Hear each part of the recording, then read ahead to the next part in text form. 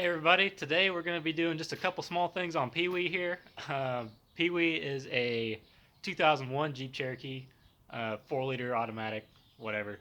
Um, the reason it's called Peewee, if you haven't seen, I don't know if I've made any videos or not, but I have a 2000 Jeep Cherokee that's got a 3-link and 35s, 35 by 1450s. So this one right here is basically the mini-me because they're both black. They're both basically 2000. This was 01.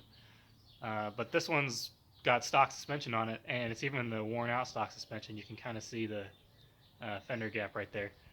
But today, just going to be doing a couple small things, running around the shop. Nice day out, so got the door open. Anyways, turn you around, show you what we're doing. Like I said, Peewee here is a totally stock, basically. It's a basically stock 2001 Cherokee. So all I've done is put some LED headlights on it to match my other one.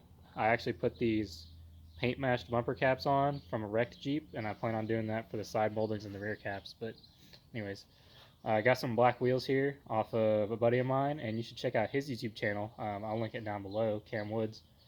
His channel is all cammed up or something like that, and got to buy some tires, but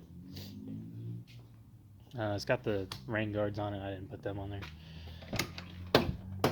But this thing is fairly clean. It's got the most perfect steering wheel I've ever seen on a Cherokee on this thing. And what we're doing today is I'm switching from my 12-inch Pioneer sub to this 8-inch Scar sub. Real small difference, or a real small change, I guess, to the Jeep. Really not doing a whole lot. I'll have to take that out of here. But the 12-inch sub just takes up a ton of space compared to the 8-inch, and it looks really similar on camera, but that one is definitely bigger. And the Scar is just way better quality. This Pioneer has been sitting on my shelf for 2 or 3 years now, so I bought a box for it and threw it in here, and I just don't love the way it sounds. So I have a Scar 8-inch in Meatball, my big 2000 XJ, so I got another 8-inch Scar to put into this one. I really like these, so all I gotta do is I'm gonna take the amp off and mount it to the box, and the reason I'm doing that is so that if I ever need to remove the whole assembly, the amp comes out with it, especially as dirty as these Jeeps can get when you actually start using them. So anyways, without further ado, I'm gonna do the switcheroo here and pull the seat up, get this all sorted out.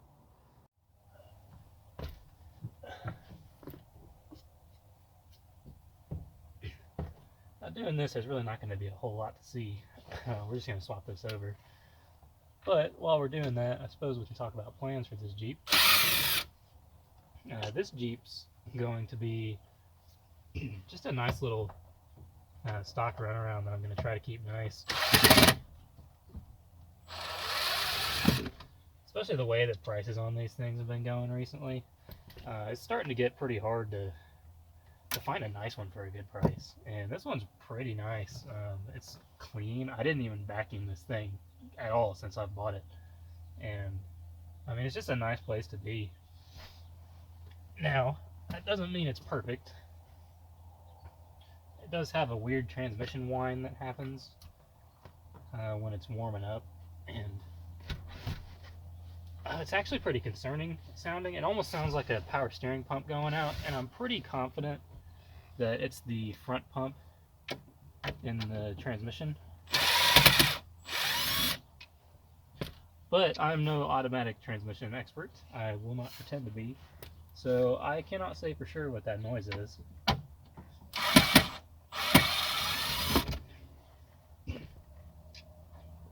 However, I do have a tutor sitting outside. It's a parts Jeep that has a 5-speed AX15 in it. It's a 95 or 96. So the plan is to take the 5-speed out of Tudor and put it into this. Since I got to pull the transmission out anyways to replace whatever is going on with the transmission. And it's totally fine. It's not slipping or anything, but a noise does mean that something is not how it's supposed to be. So with that in mind, I'm planning on just swapping this to a manual transmission. It'll be a lot more fun to drive, and it'll really increase the resale on this thing.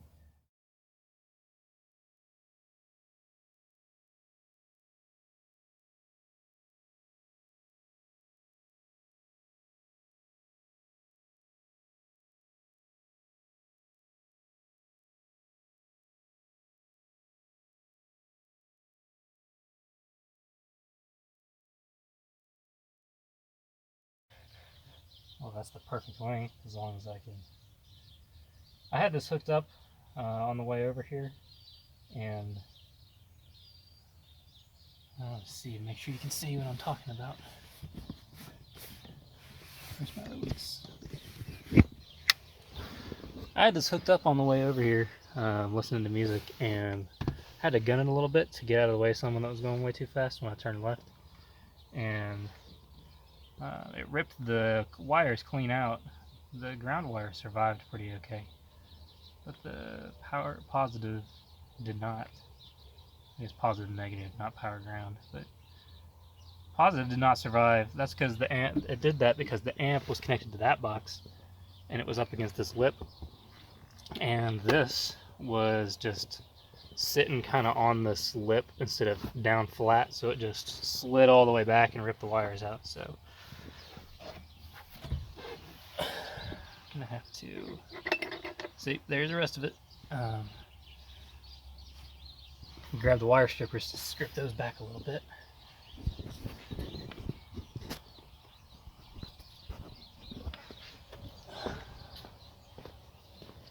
All sorts of stuff sitting around, a lot of scrap. Let's see here. There we go. Oh yeah. Y'all ever seen someone blow a hole through a 4-liter before? A piston on a 4-liter? I'd never seen that before. That engine actually came in this Jeep here, Eugene. So we swapped that out. We got that thing going again. Put you back up here.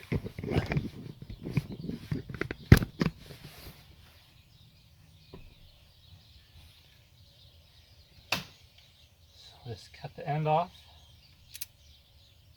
on both of these. Strip it back.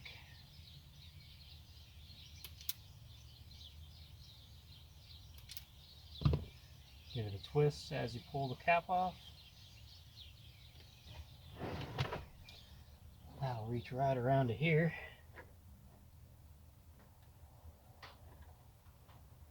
All the birds just got quiet. That's weird. That's on there. It's just loose enough.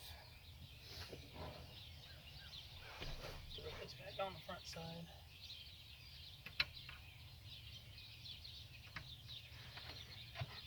Then I'll have to clean this up once I get the seat back in place so I can see where I really want it. For now, I can go underneath it. And that nice and flat on there. I really should put a strap or something over it to secure it to the floor, and this mat is actually not big enough, but yeah, that's really slidey. I need to secure that down. Let's put this seat up first.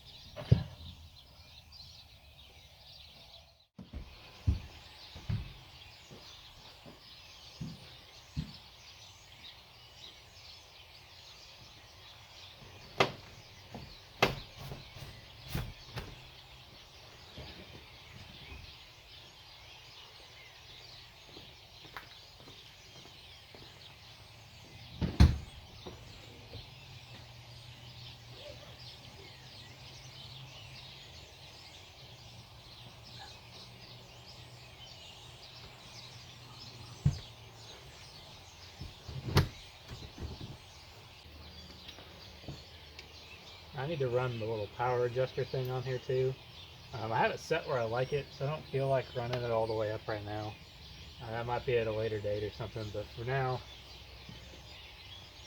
I just leave it plugged in. So I can come back here and adjust it if I need to.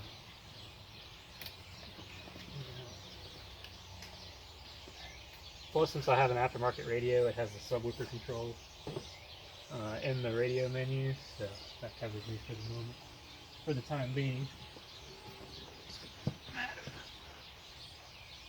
There we go. Now the strap I'm going to use here, I got off Amazon. Hopefully those birds aren't too loud. Holy cow, there's a bunch of them out there. Anyways, I got some of these straps that were super cheap on Amazon. I was gonna use them on my S10 to hold the traction boards to the roof. And if you've watched the S10 series, you haven't seen those yet. But they'll be on the next video when we take it off-roading. Anyways, a 2-pack of these straps was like $12, and a 15-pack of these straps was $15. So clearly I went with 15.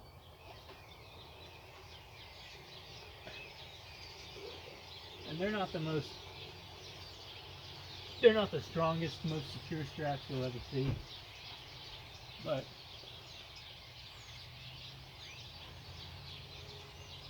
they will keep this from sliding around.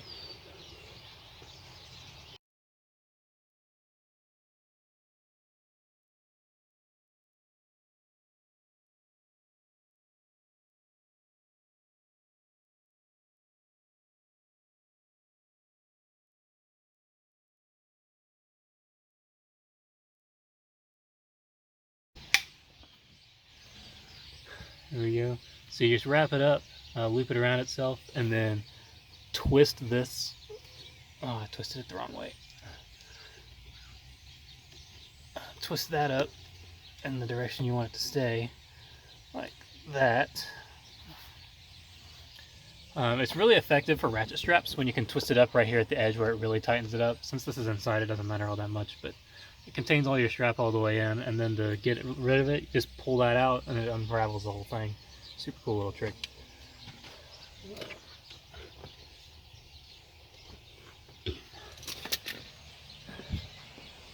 But that'll be all for right there. You know, the wires are a little messy still, but like I said, I'm still figuring out what I want to do with those. This will at least keep it from sliding all over the trunk, at least for now. Well, that's going to be all for old Peewee today, I think. I'm just going to check all the fluids and make sure, since it's been sitting for a little bit, but... oh, there's a door open. That's fine. I saw the interior lights on. Reflection, light. Anyways, that's going to be all for old Peewee. This isn't a really exciting video today, but stay tuned for some of the exciting stuff that we have. I just unveiled the 2-door Jeep that we're going to be working on as another cheap 4x4 series. And we're not quite done with the S10 series yet. We're going to be taking that thing off-road here in a little bit. And depending on how good it does and depending on what I got to do with the transmission in that thing, we may be holding on to that and doing some bumpers and a winch or something on there. So stay tuned for all that. Anyways, thanks you guys for watching. Check out some of my similar automotive buddies doing stuff like this down in the description below. Got a couple of their channels linked. And we'll see you in the next one.